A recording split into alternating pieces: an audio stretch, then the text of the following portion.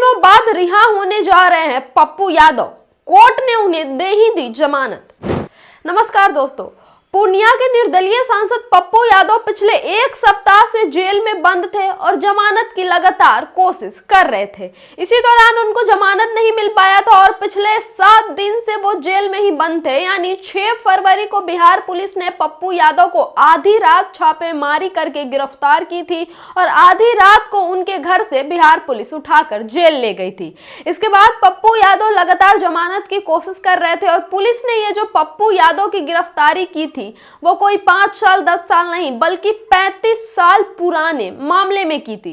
दोस्तों, पप्पू यादव लगातार ये कह रहे थे कि पटना में नीट की छात्रा के साथ जो हुआ उसका मुद्दा मैं लगातार उठा रहा था, इसी वजह से सरकार मेरी आवाज दबाने की कोशिश कर रही थी और इसी वजह से मुझे 35 साल पुराने मामले में गिरफ्तार करवाया गया।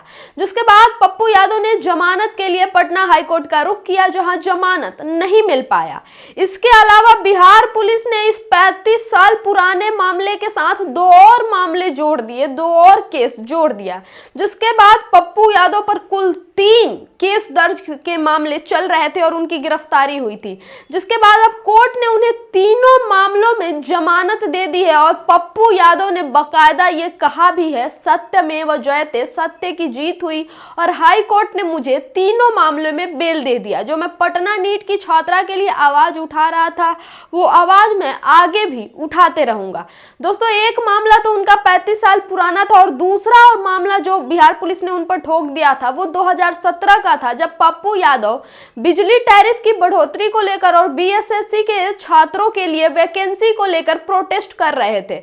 सोचिए, 2017 का मामला और वो भी छात्रों की हक की लड़ाई लड़ रहे थे। उस मामले में भी पप्पू यादव को जेल में बंद कर रखा था। इसके अलावा एक और मामला 2019 का था, उस मामले में भी पप्पू यादव को जेल में बंद कर रखा था और बकायदा अब हाई कोर्ट ने इन तीनों मामलों में पप्पू यादव को राहत दे दी है, पप्पू यादव को बेल दे दी है और उनकी सेहत का भी ख्याल को देखते हुए, सेहत का जो रवैया था जिसमें हमने देखा कि किस तरह से गिरफ्तारी के बाद जब पप्पू यादव को मेडिकल कराने के लिए ले जाया गया था तो पप्पू यादव काफी बीमार हो गए थे, उन्हें वेंटिलेटर तक देना पड़ गया था, उन्हें एडमिट कई दिनों तक अस्पताल में कराना पड़ गया था। तो उनकी सेहत को भी देखते हुए हाईकोर्ट ने जमानत देना ही सही समझा और पप्पू यादव की जमानत दे दी। जिसके बाद पप्पू यादव ने भी कहा कि सत्य की जीत हुई है।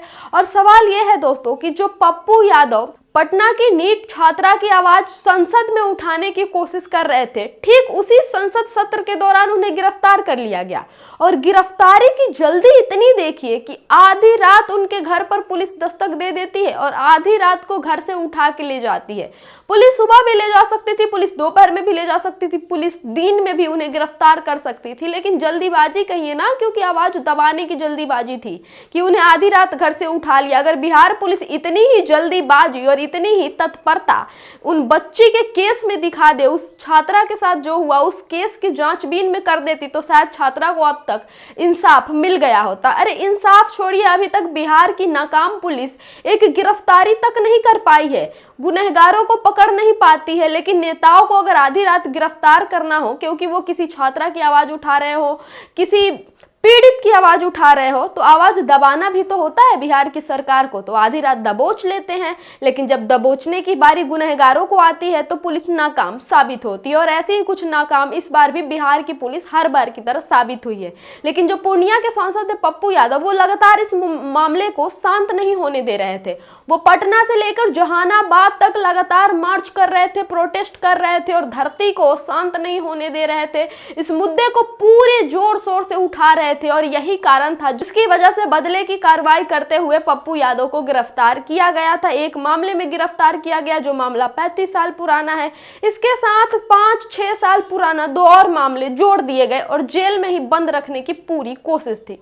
वो तो भला हो कोर्ट का जिसने तीनों मामले में जमानत दे दी और पप्पू यादव कह रहे हैं कि इनको अगर लगता है मैं अब भी चुप हो जाऊंगा तो ये गलत है। मैं अभी भी उस बच्ची के लिए उतनी ही मजबूती से आवाज उठाऊंगा जितनी मजबूती से मैं पहले आवाज उठाता रहा हूं।